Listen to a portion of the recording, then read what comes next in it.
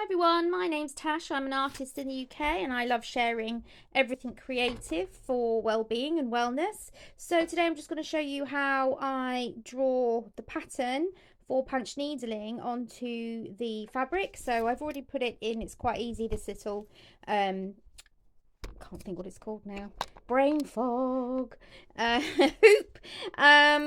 And then I've printed a design off myself that I've measured that will be the size I want for the cork that's going to go under the coaster, and then I just put it underneath, and then all I do is draw around it. I won't do it in front of the camera, but you get the gist. So nice and easy.